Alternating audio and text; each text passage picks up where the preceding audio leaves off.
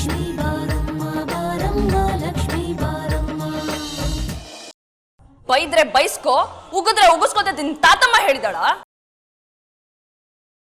ಬೈದ್ರೆ ಮೂಗ್ ಬಸವಂತರ ಬೈಸ್ಕೋತಾರೆ ಅಂತ ಬಾಯಿ ಬಂದಾಗ ಬಯದ.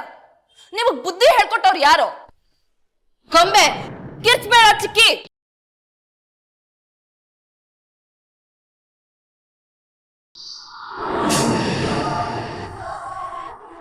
ಕಿರ್ಚಿದ್ ಮಾತ್ರಕ್ಕೆ ನಾನೇ ಹೆದರ್ಕೊಂಡ್ಬಿಡಲ್ಲ. ಚಿನ್ನು ನೀನ್ ಕೆಲ್ಸಕ್ಕೆ ಇಟ್ಕೊಂಡಿದ್ಯಾ? ಕೆಲ್ಸಕ್ಕೆ ಇದ್ದಾಳೆ ಅಂತಾನೆ ಅನ್ಕೋ. ಅಂದ ಮಾತ್ರಕ್ಕೆ ನೀನ್ ಬಾಯ್ ಬಂದಾಗ ಬೈಬಹುದಾ?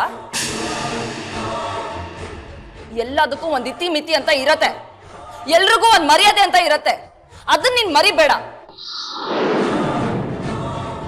ನಿನ್ನಿಂದ ನಾನ್ ಪಾಠ ಕಲಿಬೇಕಾಗಿಲ್ಲ. ಅವಿವೇಕಿಗಳು ಅತಿ ಆಡ್ದಾಗ ಪಾಠ ಕಲಿಸ್ಬೇಕಾಗತ್ತೆ.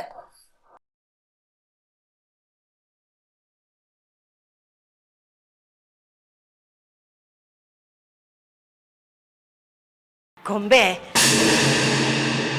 ಇವನ್ ಕೋಪದಲ್ಲೇನೋ ಒಂದು ಮಾತನ್ಲು ಅಂತ ಅದನ್ನೇ ಯಾಕಮ್ಮ ದೊಡ್ಡದ್ ಮಾಡ್ತೀಯಾ? ಅಜ್ಜಿ ನೀವ್ ಸುಮ್ನಿರಿ. ಯಾಕೆ? ನಿಮ್ ಮಗ್ಳಿಗ್ ಪ್ರಶ್ನೆ ಮಾಡಿದಕ್ಕೆ ನಿಮ್ ಕರಳು ಚುರುಕಂತ. ನನ್ ತಂಗಿಗ್ ಪ್ರಶ್ನೆ ಮಾಡಿದ್ರೆ ನನಗ್ ನೋವಾಗಲ್ವಾ?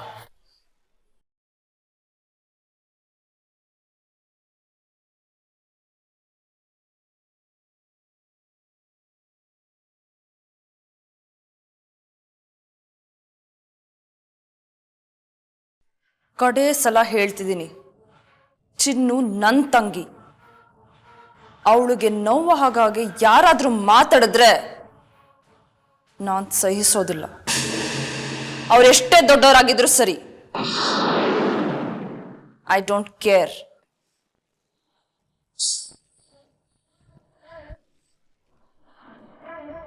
ನೀನ್ ಈ ರೀತಿ ಮಾತಾಡಬಹುದು ಅಂತ ನನ್ ಮನ್ಸಲ್ಲೂ ಅನ್ಕೊಂಡಿರ್ಲಿಲ್ಲ ಗೊಂಬೆ.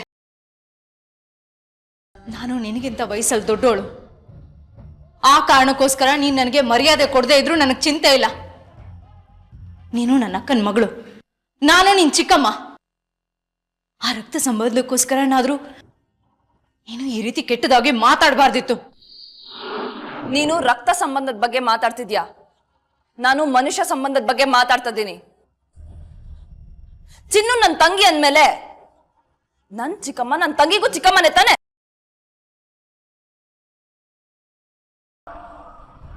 ಎಲ್ರೂ ಸರಿಯಾಗಿ ಕೇಳಿಸ್ಕೊಳ್ಳಿ. ಚಿನ್ನು ವಿಷಯ ಬಂದಾಗ ನಾನು ನನ್ನ ತಾಯಿನ ಅಂದ್ರೆ ನನ್ನ ಹೆತ್ತವಳನ್ನ ಅವಳನ್ನೇ ಕೇರ್ ಮಾಡಿಲ್ಲ. ಇನ್ನ ಚಿಕ್ಕಮ್ಮ ದೊಡ್ಡಮ್ಮಂಗ್ ಕೇರ್ ಮಾಡ್ತೀನ?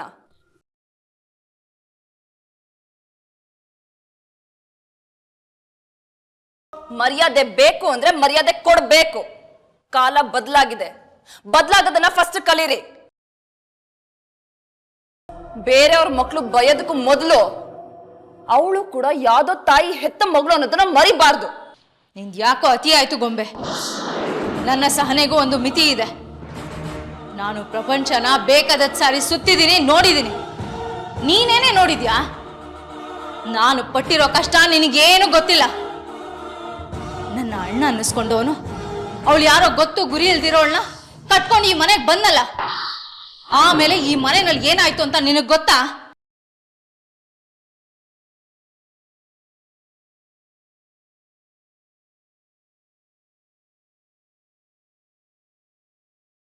ಇಪ್ಪತ್ತು ವರ್ಷ ನನ್ನ ವಂಶದ ಸುಖ ಸಂತೋಷ ಎಲ್ಲ ಅಣ್ಣನ ಪ್ರೀತಿಯ ಹುಚ್ಚು ಹೊಳೆನಲ್ಲಿ ಕೊಚ್ಕೊಂಡು ಹೋಯ್ತು.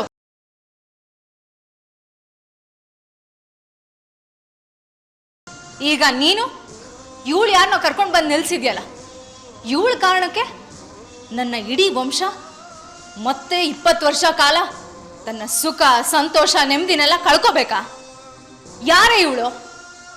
ಇವಳು ಯಾರೇ ನಿನಗೆ? ನೀನ್ ಯಾರು ನನಗೆ?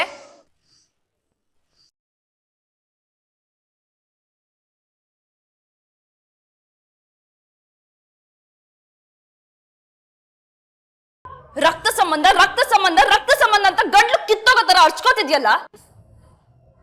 ನಿಮ್ ಮಕ್ಕಂಗೂ ಒಬ್ಳು ಮಗಳಿದ್ದಾಳೆ. ಅವಳಿಗೆ ಮಾತಾಡಿಸ್ಬೇಕು, ಎತ್ತಾಡಿಸ್ಬೇಕು, ಮುತ್ತು ಕೊಡ್ಬೇಕು ಅಂತ ಒಂದಿನಾದ್ರೂ ನಿಮ್ಮ ಅಕ್ಕನ ಮನೆಗೆ ಬಂದಿದ್ಯಾ? ಇಲ್ವಲ್ಲ. ಯಾವ ಸೀಮೆ ರಕ್ತ ಸಂಬಂಧದ ಬಗ್ಗೆ ಮಾತಾಡ್ತಿದ್ಯಾ?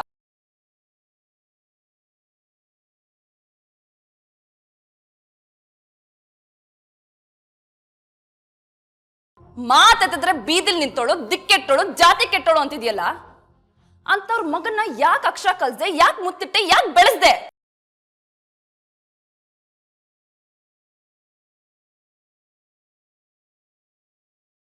ಅಕ್ಕನ ಮಗಳು ಬೇಡ, ಅಣ್ಣನ ಮಗ ಬೇಕಾ? ಯಾಕೆ? ವಂಶದ ಕುಡಿಯೋನು ಗಂಡು ಮಗ, ಅದಕ್ಕೆ ಅಲ್ಲ?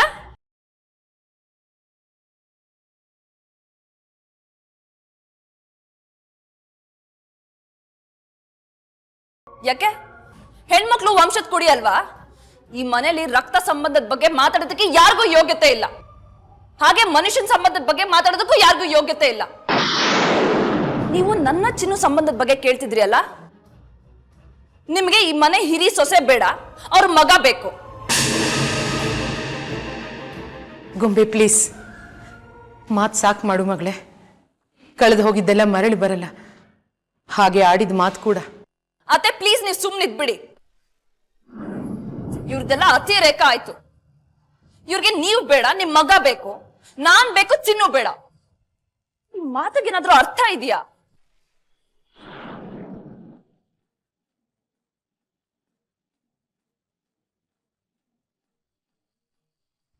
ನಿನಗೆ ಒಂದು ಮಾತು ಹೇಳ್ತೀನಿ ಕೇಳು. ಈ ಮನೆ ಸೊಸೆ ನಮ್ಮತ್ತೆ, ಅವರೇ ಬೇರೆ. ನಾನು ಈ ಮನೆ ಸೊಸೆ, ಆದ್ರೆ ನಾನೇ ಬೇರೆ. ಇದು ನಮ್ಮತ್ತೆ ಮನೆ, ನನ್ನ ಮನೆ. ನನ್ನ ಮನೆಯಲ್ಲಿ ನನ್ನ ಚಿನ್ನುಗೆ ಗೌರವ ಕೊಡದೆ ಹೋದ್ರೆ ನಾನು ಅದನ್ನ ಸಹಿಸಲ್ಲ. ಗೊಂಬೆ, ನಿನ್ನನ್ನ ನಾನು ನನ್ನ ಅಕ್ಕನ ಮಗಳು ಅನ್ಕೊಂಡಿರ್ಲಿಲ್ಲ, ನನ್ನ ಮಗಳು ಅನ್ಕೊಂಡಿದ್ದೆ. ಸರಿಯಾಗಿ ಶಾಸ್ತಿ ಮಾಡಿದೆ. ನನ್ನನ್ನ ಮಗಳು ಅನ್ಕೊಂಡೋಳು ಚಿನ್ನೂ ಮಗಳು ಅನ್ಕೋಬಹುದಲ್ವಾ? ಮಾತಾಡೋದಕ್ ಬರೋದು ನಿಮ್ಮೊಬ್ರಿಗೆ ಅಂತ ಅನ್ಕೊಂಡ್ಬಿಟ್ಟಿದ್ದೀರಾ? ನನಗೂ ಮಾತಾಡೋದಕ್ ಬರತ್ತೆ. ಹೆಣ್ಣು ಮಕ್ಳಿಗೆ 2 ಮನೆ ಇರುತ್ತೆ. ಮೊದಲನೇದು ತಾಯಿ ಮನೆ, ಮದ್ವೆ ಆಗಿ ಹೋದ್ಮೇಲೆ ಗಂಡನ ಮನೆ, ಕೊನೆವರೆಗೂ ಅವಳಿಗೆ ಶಾಶ್ವತವಾಗಿರೋದು ಗಂಡನ ಮನೆ. ಸಾಯೋ ತನಕ ಅವಳಿಗೆ ಅವಳ ಗಂಡನ ಮನೆನೇ ಸರ್ವಸ್ವ. ಈ ಮನೆ ಸೊಸೆ ಅಂದ್ರೆ ನಮ್ಮತ್ತೆ, ಅವ್ರಿಗೆ ಇದು ಕಡೆ ಮನೆ. ನಾನು ಈ ಮನೆ ಸೊಸೆನೆ, ನನಗೂ ಇದು ಕಡೆ ಮನೆನೆ. ಈ ಮನೆ ಮೇಲೆ ಏನಾದ್ರೂ ಅಧಿಕಾರ ಇರದೇ ಆದ್ರೆ ಅದು ಮೊದಲು ನಮ್ಮತ್ತೆಗೆ, ಆಮೇಲೆ ನನಗೆ.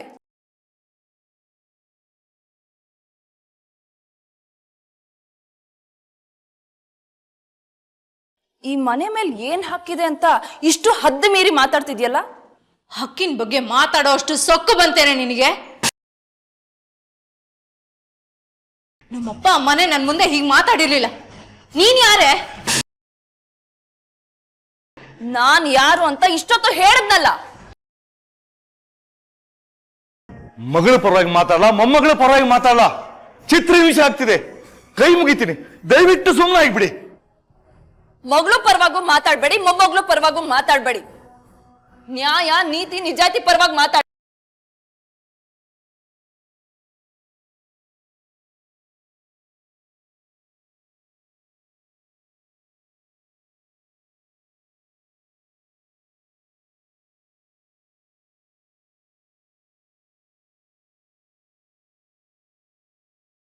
ಈ ಲಕ್ಷ್ಮಿ ಏನಾದರೂ ಶ್ರುತಿ ಜೊತೆ ನನ್ನ ಬಗ್ಗೆ ಬಾಯಿ ಬಿಟ್ಟರೆ ನನ್ನ ಗತಿ ಅಧೋಗತಿನೇ. ಅಲ್ಲ, ಲಕ್ಷ್ಮಿನ ಕುಮುದ ಬೈದಿದ್ದಕ್ಕೆ ಇಷ್ಟು ದೊಡ್ಡ ಗಲಾಟೆ ಮಾಡಿದವಳು, ಇನ್ನು ನಾನು ಲಕ್ಷ್ಮಿನ ಸಾಯೋ ಹಾಗೆ ಹೊಡೆದಿದ್ದೆ ಅಂತ ಏನಾದರೂ ಗೊತ್ತಾದರೆ ಏನು ಮಾಡಬಹುದು? ಶ್ರುತಿಗೇನಾದರೂ ನನ್ನ ನಿಜವಾದ ಯೋಗ್ಯತೆ ಗೊತ್ತಾದರೆ ಅವಳು ಖಂಡಿತ ನನ್ನನ್ನು ಜೀವ ಸಹಿತ ಉಳಿಸಲ್ಲ. ಆ ದೇವರು ನನ್ನನ್ನು ಕಾಪಾಡೋಕ್ಕಾಗಲ್ಲ.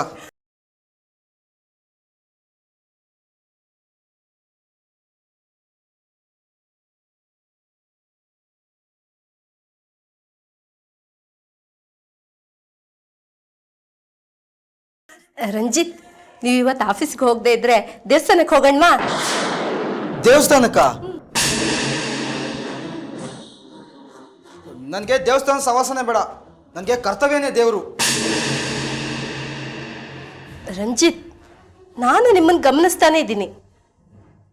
ಯಾಕೆ ಒಂಥರ ಆಡ್ತಿದ್ದೀರಾ? ಆಫೀಸಲ್ಲಿ ಏನಾದರೂ ಸಮಸ್ಯೆ ಆಗಿದೆಯಾ? ಹಾಗೇನಿಲ್ಲ ಶ್ವೇತಾ, ಆಫೀಸಲ್ಲಿ ಏನು ಸಮಸ್ಯೆ? ಎಂಥ ದೊಡ್ಡ ಸಮಸ್ಯೆ ಬಂದರೂ ಕ್ಷಣದಲ್ಲೇ ಬಗೆಹರಿಸೋಂಥ ಬುದ್ಧಿವಂತ ನಿನ್ನ ಗಂಡ ಹೋಗಿ ಹೋಗಿ ನನ್ನನ್ನಿಂದ ಪ್ರಶ್ನೆ ಕೇಳ್ತಿದ್ಯಲ್ಲ. ನನ್ನ ಕಷ್ಟ ನಿನಗೇನು ಗೊತ್ತು? ಸತ್ಯ ಏನಂತ ಗೊತ್ತಾದರೆ ನೀನು ವಿಧವೆ ಆಗೋಗ್ತೀಯ ಅಷ್ಟೇ.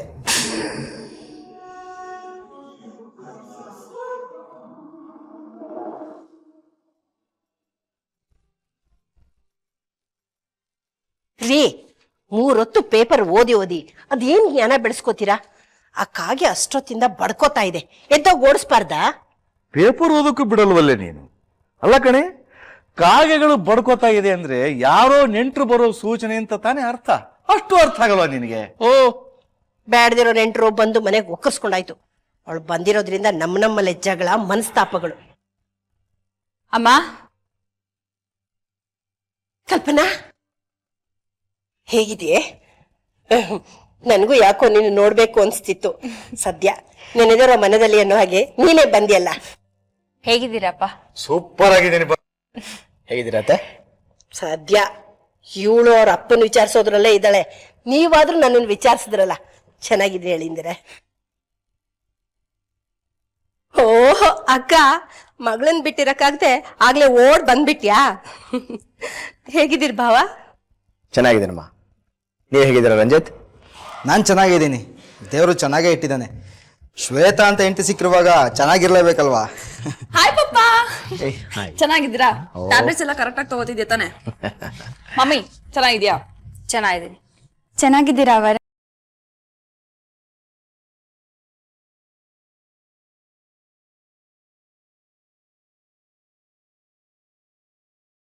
ಹೇಗಿದೆ ಚಿನ್ನು? ಚೆನ್ನಾಗಿದ್ದೀನಿ ಅಪ್ಪಾಜಿ. ಚಿನ್ನು,